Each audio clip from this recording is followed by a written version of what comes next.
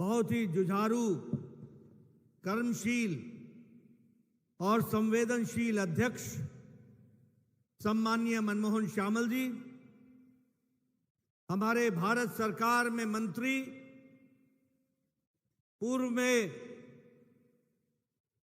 महामंत्री रहे मेरे वरिष्ठ सहयोगी सम्माननीय धर्मेंद्र प्रधान जी, वर्तमान में हमारे राष्ट्रीय उपाध्यक्ष और मेरे वरिष्ठ साथी सम्माननीय बैजयंत पांडा जी, हमारी यहाँ की प्रभारी और राष्ट्रीय महामंत्री बहन डी पुरंदेश्वरी जी, हमारे भारत सरकार में मंत्री श्री विशेश्वर टुडू जी, हमारे पूर्व में मंत्री रहे भारत सरकार में और मेरे वरिष्ठ साथी सम्माननीय जुएल ओरांव जी, हमारे पूर्व प्रदेश अध्यक्ष और मेरे मित्र केवी सिंह देव जी, हमारे यहाँ के लोकप्रिय सांसद और मेरे वरिष्ठ साथी सम्माननीय बसंत पांडा जी,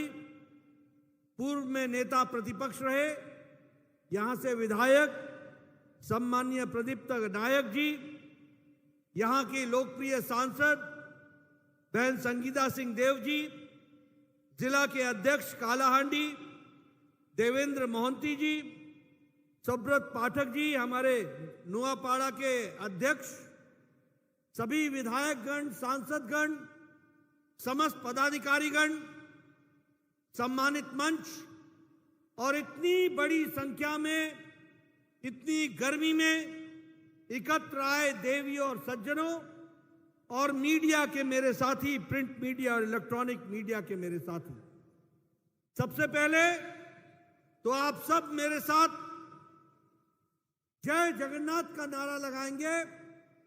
जय जगन्नाथ, जय जगन्नाथ, जय जगन्नाथ। जगन्नाथ जी को नमन करते हुए और बहुधा रथ यात्रा को प्रणाम करते हुए और आज मानेकश्वरी मंदिर में जाकर नमन करते हुए हमारे यहां उड़ीसा के समाज सुधारक मधुसूदन दास जी को नमन करते हुए, बख्शी जगबंधु जी को नमन करते हुए, इस पवित्र भूमि को नमन करते हुए मैं अपनी बात को प्रारंभ करता हूं। मित्रों, मुझसे पूर्व वक्ताओं ने, प्रताप श्यामल जी ने, बैजयंत पंडा जी ने और धर्मेंद्र प्रधान जी ने आपके सामने बहुत सी बातें बताई। मुझे खुशी है कि मैं आज उड़ीसा के वीर भूमि, शौर्य भूमि और साहस की भूमि में आने का मुझे सौभाग्य मिला है। ऐसी पवित्र भूमि को जहां से आज भारत के प्रथम नागरिक, भारत की प्रथम आदिवासी महिला राष्ट्रपति बनकर के सुशोभित कर रही हैं भारत के गणतंत्र को, ऐसी पवित्र भूमि को भी मैं नमन करता हूं। मित्रों, जब मैं उड़ीसा को याद कर रहा हूं तो सच में कुछ दिन पहले जो ट्रेन दुर्घटना हुई जिसमें प्रधानमंत्री खुद आए, हमारे भारत सरकार में मंत्री धर्मेंद्र प्रधान ने उसमें राहत कार्य में अपने आप को जोड़ा, रेल मंत्री अश्विनी वैष्णव ने राहत कार्य में पूरा योगदान किया, हमारे मनमोहन श्यामल और भारतीय जनता पार्टी की पूरी टीम तत्परता से लगी रही। लेकिन हमारे उड़ीसा के भाइयों ने जो हताहत हुए उनको श्रद्धांजलि देते हुए उनकी आत्मा को शांति मिले और इसके साथ साथ उनके परिवार को इस दुख को सहने की ताकत मिले, ऐसी प्रार्थना करते हुए मैं अपनी बात को प्रारंभ करता हूं। मित्रों, ये अमृत काल है और अमृत काल में प्रधानमंत्री जी ने एक लक्ष्य तय किया है, और वो लक्ष्य है कि हम विकासशील देश अब नहीं कहलाएंगे, आने वाले समय में हम विकसित राष्ट्र कहलाएंगे और विकसित राष्ट्र को आगे ले जाएंगे। और इसलिए दिन रात मेहनत करके वसुधैव कुटुंबकम का उद्घोष करते हुए वह दुनिया में भारत की थाथी, भारत का डंका, भारत की ताकत, इसको बताने के लिए दिन रात एक करके काम कर रहे हैं। आज हमें खुशी है, आज से 2 दिन पहले वो अमेरिका की धरती पर गए। उन्होंने अमेरिका में टॉप जो दुनिया के जाने माने आर्थिक जगत से संबंध रखने वाले नेता रहे, उनके साथ मुलाकात की। और आज प्रधानमंत्री मोदी जी को दुनिया मानती है कि उनके नेतृत्व में, उनके नेतृत्व के कौशल ने देश को और दुनिया को एक नई दिशा दी है, एक नई ताकत दी है। और इसीलिए आज से 2 दिन पहले हमारे मशहूर नोबेल प्राइज विनर पॉल रोमर ने कहा, वह दिन मेरे लिए सौभाग्यशाली होता है जिस दिन मैं कुछ नया सीखता हूं। और आज मेरी मुलाकात प्रधानमंत्री मोदी जी से मिली है। मुझे एक नहीं, अनेकों नई बात जानने का मौका मिला है और भारत के विकास का आधार कार्ड भी समझने का मौका मिला है। ये हमारे पॉल रोमर साहब बोलते हैं। उसी तरीके से दुनिया के एनालिस्ट रे डालियो बोलते हैं कि यह भारत का समय है, यह मोदी जी का समय है। उसी प्रकार से नील टायसन कहते हैं कि आसमान, नीला गगन मोदी जी की सीमाएं नहीं हैं, इस आसमान से भी ऊपर असीमित है मोदी जी का कौशल और मोदी जी का नेतृत्व। उसी तरीके से ऑस्ट्रेलिया के प्राइम मिनिस्टर मोदी जी को बॉस कह के संबोधित करते हैं। कोई कहता है I am fan of Modi ji, कोई कहता है Modi ji is a global leader, कोई कहता है Modi ji you are the hero, कोई कहता है Modi ji you are the reformer in chief, बदलाव के आप माध्यम हो, और कोई कहता है मोदी जी आप महान देशभक्त हो। ये दुनिया के लोग मोदी जी को अलंकृत करते हुए दुनिया की हर देश अपने अपने तरफ से सबसे बड़ा सम्मान देकर के मोदी जी का सम्मान कर रहे हैं। लेकिन दुख के साथ कहना पड़ता है कि जब दुनिया में मोदी जी की वाहवाही हो रही है, उनकी प्रशंसा होती है, कोई बॉस बोलता है, कोई हीरो बोलता है, कोई सोशल रिफॉर्मर बोलता है, तो यहां हमारे कांग्रेस के नेताओं के पेट में मरोड़ होती है। उनको पसंद नहीं आता कि देश का नाम हो रहा है, उनको पसंद नहीं आता कि देश की प्रशंसा हो रही है। कोई नेता मोदी जी को सांप कह करके चर्चा करता है, कोई बिच्छू बोलता है, कोई नीच बोलता है, कोई अनपढ़ बोलता है, कोई चाय वाला बोलता है। उनको मालूम नहीं है कि तुम्हारे बोलने से कुछ नहीं होता। 140 करोड़ देशवासियों का प्यार मोदी जी के साथ है, इस बात को हमको याद रखना है। इसलिए जितना तुम ऐसे शब्दों का प्रयोग करोगे, दुनिया में उनकी प्रशंसा लोग करेंगे, और मोदी जिस तरीके से आगे बढ़ा रहे देश को, वो सबके सामने है। लेकिन हां, कांग्रेस भी अपनी नियति और नीयत पर काम कर रही है। आज मुझे बड़ा आश्चर्य हुआ, मुझे ये 23 तारीख को सारे पटना में ये गलबाइयां कर रहे हैं, गले मिल रहे हैं, मुलाकात कर रहे हैं।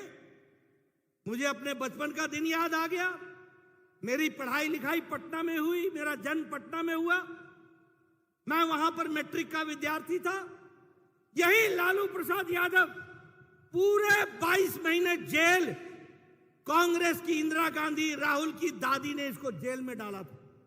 यही नीतीश कुमार पूरे 20 महीने जेल की शिक्षों के पीछे कांग्रेस पार्टी की इंदिरा गांधी ने डाला था, यही राहुल गांधी की दादी ने डाला था। आज पटना की धरती पर राहुल को आदर सहित उनको स्वागत करते हुए जब मैं इनकी तस्वीरें देख रहा हूं तो मुझे याद आता है कि राजनीति में क्या से क्या हो गया, कहां से चले थे और कहां पहुंच गए, इसकी यात्रा मुझे दिखाई देती है। मैंने देखा अभी अभी पता चला कि उद्धव ठाकरे पटना की धरती पर लैंड कर गए। ये हिंदू शिवसेना, ये हिंदुओं की बात करने वाले, इनके पिता हिंदू सम्राट बाला साहब ठाकरे कहा करते थे कि मैं शिवसेना को कांग्रेस नहीं बनने दूंगा, अगर कांग्रेस से हाथ मिलाना पड़े तो मैं अपनी दुकान बंद कर दूंगा। आज बाला साहब ठाकरे सोचते होंगे किसी और ने नहीं, उनके बेटे ने ही उनकी दुकान बंद कर दी है, उनकी दुकान बंद कर दी। यह परिस्थिति आज आकर के खड़ी हुई है। कैसी राजनीति, वंशवाद, मोदी जी ने नई संस्कृति देश को दी है। देश को वंशवाद से निकालकर विकासवाद के रास्ते पर खड़ा किया है। मोदी जी ने भारत को नई राजनीति दी है, नई संस्कृति दी है। वोट बैंक की पॉलिटिक्स से निकाल करके विकासवाद की ओर खड़ा किया है। और मोदी जी ने नई राजनीति को जन्म दिया है। ये वोट बैंक की राजनीति से निकालकर रिपोर्ट कार्ड की राजनीति, जो कहा था वो किया है, जो कहेंगे जो करेंगे, जो नहीं भी कहा होगा वो भी करके देंगे, ये रिपोर्ट कार्ड की राजनीति रखी। आज मुझे खुशी हो रही है, पिछले 9 सालों में 18 लाख करोड़ रुपए हाईवे पर, रेलवे पर, एयरवे पर, मेट्रो पर खर्च हो गए। 18 लाख करोड़। इस साल 1 लाख करोड़ रुपए खर्च हो रहा है। आपको जानकर खुशी होगी, 9 साल के अंदर नेशनल हाईवे, राष्ट्रीय राजमार्ग 54,000 किलोमीटर बन गए हैं। आपको जानकर के खुशी होगी, 616 किलोमीटर, 616 किलोमीटर मेट्रो रेल बन गई है। आपको जानकर खुशी होगी, राष्ट्रीय राजमार्ग एक दिन में 5 किलोमीटर बना करता था 2014 में, आज यही रेलवे मार्ग 5.6 किलोमीटर बना करता था। आज रेल की पटरी प्रतिदिन 14.3 किलोमीटर बन रही है। आपको जानकर खुशी होगी कि 12 किलोमीटर राष्ट्रीय राजमार्ग प्रतिदिन बना करता था, आज 29 किलोमीटर प्रतिदिन राष्ट्रीय राजमार्ग राष्ट्र को समर्पित हो रही है। यह बदलता भारत है, इसको भी हमको समझना चाहिए। मित्रों, आपको जानकर खुशी होगी, 9 साल में 74 एयरपोर्ट बने। 70 साल में 74 एयरपोर्ट बने और मोदी जी ने 9 साल के अंदर 74 नए एयरपोर्ट बना करके दिए, और यह भी हमारे विकास की एक नई। आज जो बाइडेन साहब भारत को प्रधानमंत्री जी का स्वागत कर रहे थे, पिछली रात आपने टेलीविजन पर देखा होगा।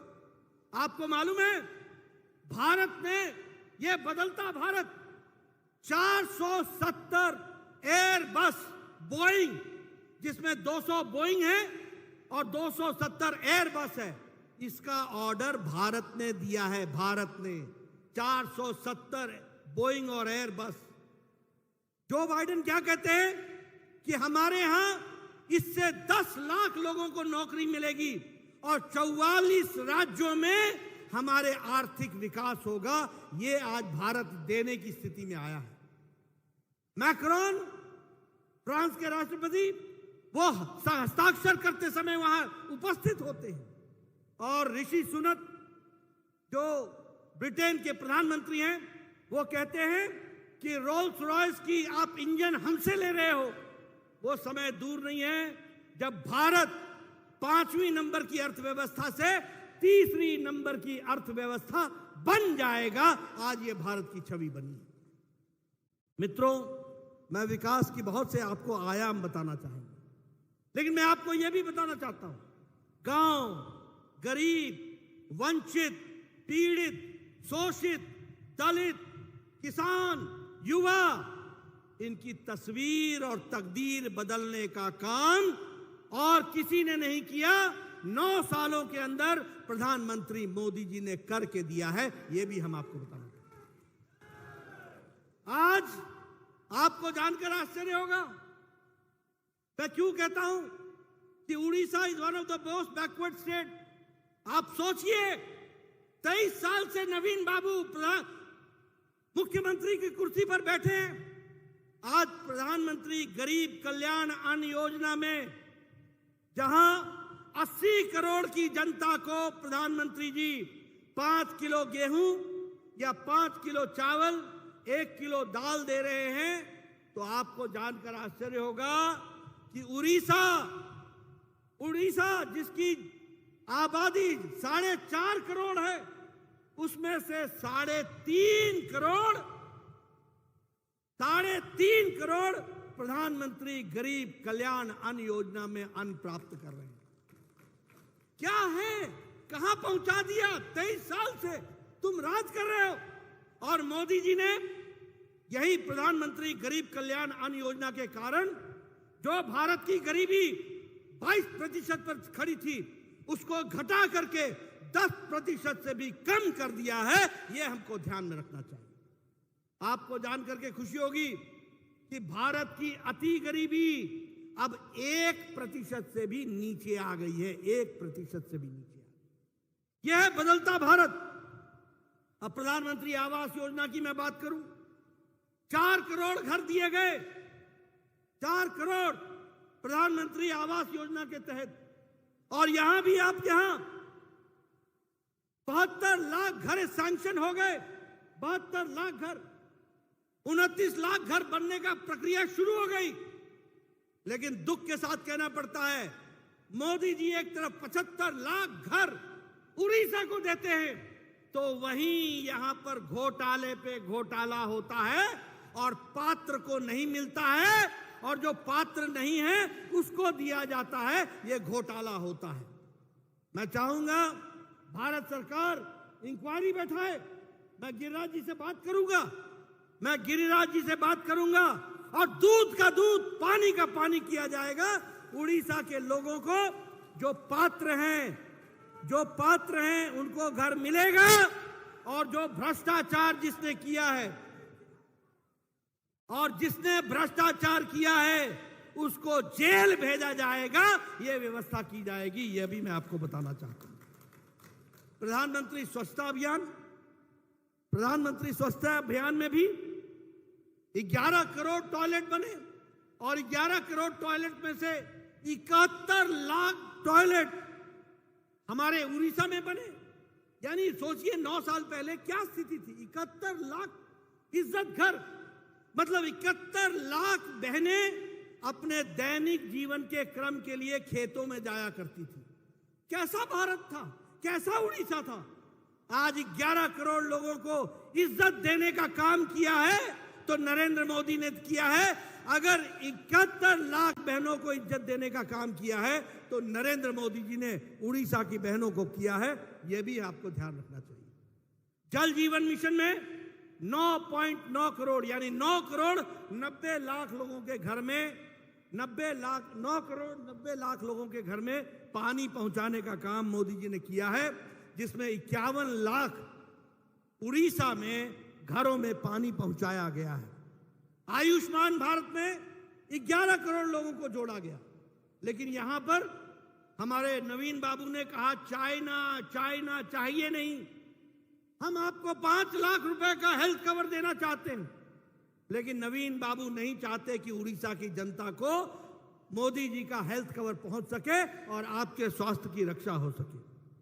प्रधानमंत्री किसान सम्मान निधि 10 करोड़ 78 लाख लोगों को प्रधानमंत्री किसान सम्मान निधि मिल रही है, और 32 लाख लोग हमारे यहां के उड़ीसा के हैं जिनको ये सुविधा मिल रही है। ये भी आप ध्यान रखिए। मित्रों और विशेष करके पत्रकार बंधु, मैं चाहूंगा कि दुनिया में ये जो कांग्रेसी हैं ये निशुद्ध अनपढ़ है, ये बिल्कुल अनपढ़ है और ये गलत तरीके की राजनीति करने कर भ्रामक चीज फैलाने की कोशिश कर रहे हैं। क्या कहते हैं? गरीबी। मैंने आपको बता दिया 1% से कम आ गई अति गरीबी, 10% से कम आ गई गरीबी। ये कहते हैं महंगाई। महंगाई, मैं आपके सामने आंकड़े रखना चाहता हूं और मेरे भाइयों नोट कर लेना। दुनिया में कोरोना की मार पड़ी, दुनिया में यूक्रेन के लड़ाई का मार का सप्लाई चेन पर असर पड़ा, लेकिन आप आंकड़े सुन लो। फ्रांस में ग्रोथ रेट 6.8% है, यूनाइटेड स्टेट्स का जीडीपी का ग्रोथ रेट 5.9% है, ब्राजील का 4.6% है, कनाडा का 4.5% है, साउथ कोरिया का 4.1% है, जर्मनी का 2.6% है, ऑस्ट्रेलिया का 2.2% है और भारत का ग्रोथ रेट 8.7 पर खड़ा है, 8.7 पर खड़ा है। पत्रकार बंधु, मेरे आंकड़ों को नोट करके इन कांग्रेसी अनपढ़ों से पूछना कि तुमको ग्रोथ रेट समझ में आता है। मैं आपको महंगाई समझाता हूं, इन्फ्लेशन, जिसको अंग्रेजी में इन्फ्लेशन कहते हैं। फ्रांस का इन्फ्लेशन 5.1%, यूनाइटेड स्टेट्स का, अमेरिका का इन्फ्लेशन 4.9%, यूरो एरिया का 6.1%, ऑस्ट्रेलिया का 7%, इटली का 7.6%, यूनाइटेड किंगडम का 8.7% और भारत का इन्फ्लेशन 4.2% है, 4.2%। मैं आपको खाद्य सामग्री के इन्फ्लेशन के बारे में भी बताना चाहता हूं, वो भी सुन लीजिए।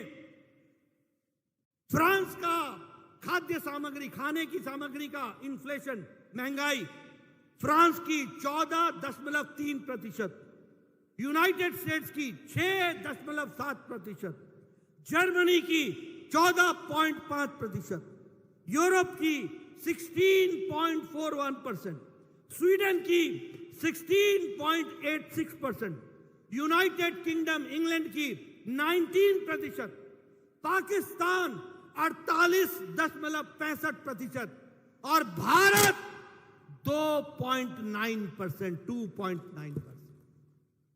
यह है बदलता भारत। आओ मेरे साथ, मैं कांग्रेसियों को कहूंगा, आओ मेरे साथ चर्चा करो, आंकड़ों के साथ करो। आज अमेरिका बोल रहा है कि 10 लाख लोगों को नौकरियां और एम्प्लॉयमेंट देने का काम भारत कर रहा है और भारत में जिस तरीके से विकास की नई गंगा बह रही है, हम विकास को दर को बढ़ा रहे हैं। ये अनपढ़ कांग्रेसी नहीं जानते कि जब इकोनॉमी बढ़ती है तो एम्प्लॉयमेंट भी बढ़ती है और रोजगार भी मिलता है, रोजगार के साधन भी मिलते हैं। ये इनको समझ में नहीं आ रहा। इसलिए पत्रकार बंधु, मैं आपसे निवेदन करूंगा, दुनिया में आर्थिक मंदी है, लेकिन मॉर्गन स्टैनली बैंक कहता है कि भारत की अर्थव्यवस्था नरेंद्र मोदी के नेतृत्व में दुनिया में सबसे मजबूत अर्थव्यवस्था खड़ी है, तो वो भारत की खड़ी है। ये भी हमको ध्यान में रखना चाहिए। इसलिए मित्रों, मैं अब अगर उड़ीसा की बात करूं तो मैं आपको बताना चाहूंगा, आप बताइए पुरी के रेलवे स्टेशन का रीडेवलपमेंट हो रहा है कि नहीं हो रहा है?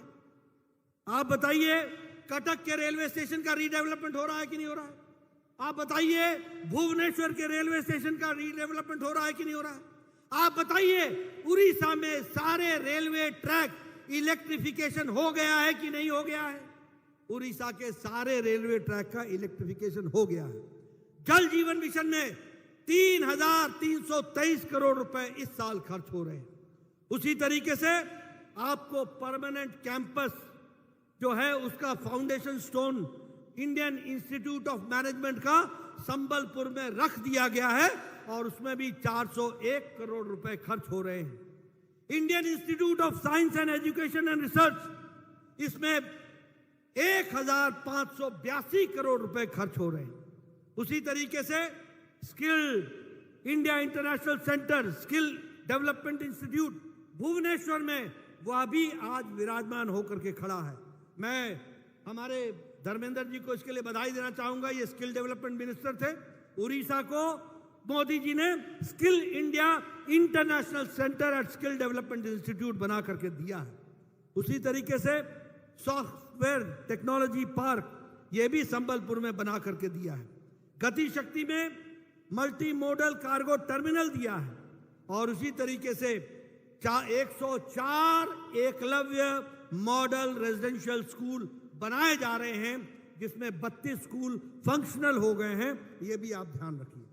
मुझे खुशी है कि मोदी जी के नेतृत्व में जब मैं स्वास्थ्य मंत्री था तो मैंने आपको 7 मेडिकल कॉलेज दिए थे। 7 मेडिकल कॉलेज, 7 मेडिकल कॉलेज, जिसमें से 4 फंक्शनल हो गए हैं, 3 फंक्शनल हो गए हैं और 4 को जल्दी से फंक्शनल हो जाएंगे। हमारे बालासोर 189 करोड़ रुपीस का, बारीपादा मयूरभंज 189 करोड़ का, बोलंगीर 189 करोड़ का, कोरापुट ये भी 189 करोड़ का, पुरी में 189 करोड़ का, जाजपुर में 250 करोड़ का और कालाहांडी में आपके यहां 325 करोड़ का मेडिकल कॉलेज बनाया जा रहा है। 325 करोड़। यह है हमारा रिपोर्ट कार्ड, यह है छाती ठोक के बोलने की ताकत, यह है हमारे नेताओं की ताकत, जिन्होंने बोलांगीर के लिए भी, जिन्होंने कालाहांडी के लिए भी, जिन्होंने उड़ीसा के लिए भी विकास में मोदी जी के नेतृत्व में उड़ीसा को नए आयाम देने का काम किया है। तो वो एनडीए की सरकार, आदरणीय मोदी जी की सरकार ने किया है। यह हमको ध्यान में रखना चाहिए। मित्रों, अगर मैं रेलवे की लाइन की कमीशन बताऊं तो आज 1135 किलोमीटर उड़ीसा में ही रेलवे लाइन बना है। लेकिन मुझे मित्रों दुख के साथ ये कहना पड़ता है, और वो ये कहना पड़ता है कि आज मुझे समझ में नहीं आता। मैं पीछे भी आया था तो मुझे समझ में नहीं आ रहा था कि ये उड़ीसा चला कौन रहा है, यहां नेता कौन है, मालूम नहीं। नेता चला रहे हैं या अफसर चला रहे हैं, मालूम नहीं कौन है, किसकी चलती है। मैं अपने एमएलए से पूछ रहा था, बोलो आप हमारी बात तो छोड़ दो, यहां तो बीजू जनता दल के एमपी और एमएलए की कोई नहीं सुनता, सिर्फ अधिकारी राज कर रहे हैं और अधिकारियों को पूरा सबलेट कर दिया है नवीन बाबू ने, पूरा सबलेट कर दिया। The total administration has been outsourced, ये आउटसोर्स हो गया है। यस यस यस, बाकी हस्ताक्षर करते रहो। चला कौन रहा है आप भी जानते हैं, हम भी जानते हैं। मैं नाम नहीं लेना चाहता मंच से, लेकिन हां, ये नेता नहीं चला रहे, नवीन बाबू नहीं चला रहे, कौन चला रहा है आप भी जानते हैं। ऐसी सरकार को रहने देना है क्या? ऐसी सरकार को रहने देना है क्या? ऐसी सरकार चाहिए क्या? ऐसी सरकार चाहिए क्या? जोर से बोलिए, ऐसी सरकार चाहिए क्या? ऐसी सरकार चाहिए क्या? ऐसी सरकार चाहिए क्या? आप वोट किसी को देते हैं, राज कोई और करता है। समय आ गया है, आने वाले समय में दिल्ली में कमल तो खिलाएंगे ही, उड़ीसा में भी कमल खिला करके यहां भी हम अपनी सरकार बनाएंगे। इसके लिए हमको काम करना। मित्रों,